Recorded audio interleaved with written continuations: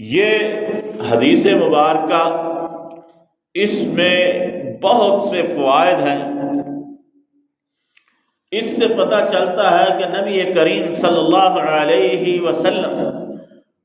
بچوں کا کتنا خیال رکھتے تھے۔ آپ ان کے عقیدے کو درست کرنے کی ہر وقت جو ہے وہ توجہ دیتے تھے۔ اس حدیث مبارکہ سے ہمیں یہ پتہ چلتا ہے کہ آپ صلی اللہ علیہ وسلم نے عبداللہ بن عباس کو کیا کیا چیزیں سکھلائیں۔ یا غلام احفظ اللہ، کہ اے بچے احفظ اللہ، اللہ تعالیٰ کے احکام کی، حقوق کی حفاظت کرو، اپنا عقیدہ ٹھیک رکھو، طہارت کا اہتمام کرو، نماز کا اہتمام کرو، جو جو واجبات ہیں ان کا اہتمام کرو،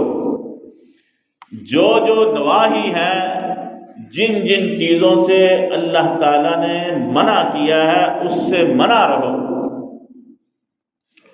احفظ اللہ، اللہ تعالیٰ کے احکام کا خیال رکھو،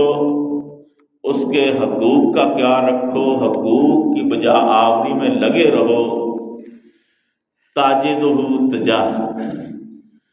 تم ہمیشہ اللہ کو اپنے سامنے پاؤ گے کہ جب بھی تمہارے پہ کوئی مشکل وقت آئے گا اللہ کو اپنا مددگار پاؤ گے۔ جب اللہ تعالیٰ کے فرائض کا خیال رکھا جائے گا، جب ایمان کی کیفیت میں رہو گے، جب نمازوں کا اہتمام کرو گے، جب اللہ تعالیٰ نے جن جن لوگوں کے حقوق بتلائے ہیں ان کو ادا کرو گے، اللہ تعالیٰ نے جن جن محرمات سے بچنے کا کہا ہے اس سے بچے رہو گے، تو تم دیکھو گے کہ پھر تمہارے لیے اللہ تعالیٰ کی جو مدد ہے، کس طرح تمہارے کاموں میں اللہ کی مدد شامل حال رہے گی۔ یہ ایک بچے کی تربیت کی جا رہی ہے، اور فرمایا تاجدہ تجاہک اذا سألت فاسأل اللہ۔ یہ ایک ایسی عقیدے کی درستگی ہے، اور بچہ بھی 10 سال کے قریب کا ہے کہ جب بھی سوال کرنا ہے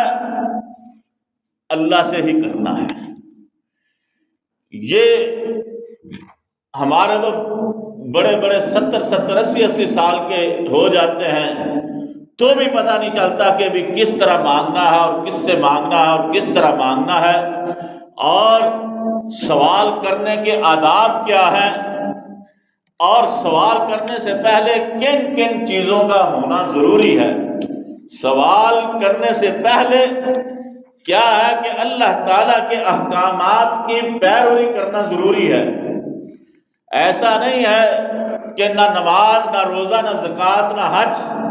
نہ صدقہ، نہ خیرات، نہ کسی کا خیال، صرف اور صرف اپنے آپ کو ہی سب سے زیادہ ضرورت مند سمجھ رہا ہے، اور پھر مانگنا شروع کرے جب دوسروں کا خیال ہی نہیں، دوسروں کا حق ہی مار رہا ہے، تو کہاں سے جو ہے دعا قبول ہوگی؟ اور پھر مانگنا ہے تو اللہ کے در سے مانگنا ہے۔ سب سے بڑا داتا اور سب سے بڑا غوث اعظم اللہ تعالیٰ، جو سب کی مرادوں کو پورا کرنے والا ہے، جو سب کو دینے کے بعد بھی اس کے خزانوں میں اتنی کمی نہیں آتی جتنی کہ اگر سوئی کو سمندر میں ڈال دیا جائے اور اس کو نکالے تو اس کے کونے کے ساتھ، نکے کے ساتھ جو پانی لگتا ہے۔ جب یہ ایمان ہو جائے کہ میرے رب کے خزانے اتنے وسیع ہیں کہ وہ ساری دنیا آدم علیہ السلام سے لے کر کے قیامت تک آنے والے سارے انسان ایک ہی وقت میں اور مختلف زبانوں میں اپنے رب کے سامنے کھڑے ہو کے جھولی کھلا دے، وہ سب کی خواہشات اور سب کی تمنائیں، سب کی دعائیں سب کو دے کر کے سب کی جھولیاں بھر دے، پھر بھی اس کے خزانے میں ذرہ برابر کمی نہیں آتی۔ یہ ایمان ہونا چاہیے۔ اذا سألت فاسأل اللہ، جب تو سوال کرے تو اپنے رب سے کرے، جب تو مانگے تو اپنے رب سے مانگے، جب تیری جھولی اٹھے تیرے رب کے سامنے اٹھے۔ اذا سألت فاسأل اللہ، پھر تو اپنے رب سے سوال کر۔ وَإِذَا اسْتَعَنْتَ فَاسْتَعِنْ بِاللَّهِ، جب بھی مدد مانگنی ہو اپنے رب سے مانگو۔ تو ہر نماز میں کھڑا ہو کر کے کہتا ہے ایاک نعبد و ایاک نستعین، کہ یا اللہ میں صرف تیری ہی عبادت کرتا ہوں اور تیرے ہی سے مدد مانگتا ہوں، لیکن جب کوئی تھوڑی سی پریشانی آتی ہے تو تیری پیشانی کسی اور کے در پہ جا جھکتی ہے، جب تجھے اولاد تھوڑی سی لیٹ ہو جاتی ہے ملنی تو کئی قبروں پہ جا کر کے دھاگے باندھتا ہے، کئی قبروں پہ جا کر کے مختلف قسم کے جو ہے وہ شرک کرتا ہے، کس در پہ جا کے ٹھوکریں کھاتا ہے۔ لیکن کہا جب بھی کوئی مانگنا ہو تو اپنے رب سے مانگو۔ کیوں؟ ابی بن کعب ابن دہلمی کو نصیحت کرتے ہوئے کہتے ہیں وَتَعْلَمْ أَنَّ مَا أَصَابَكَ لَمْ يَكُنْ لِيُخْطِئَكَ وَمَا أَخْطَأَكَ لَمْ يَكُنْ لِيُصِيبَكَ، یہ تو جان لے کہ جو تجھے ملنے والا ہے تو کسی اور کے پاس نہیں جا سکتا، اور جو تجھے ملنے والا نہیں ہے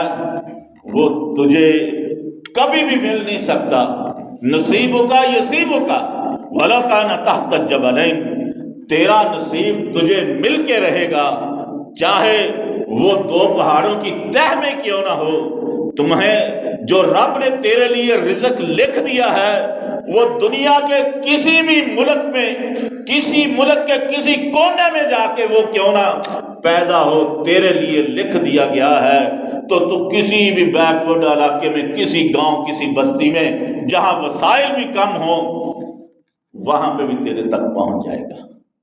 یہ تیرا ایمان ہوگا تو تیرا عقیدے میں پختگی آئے گی،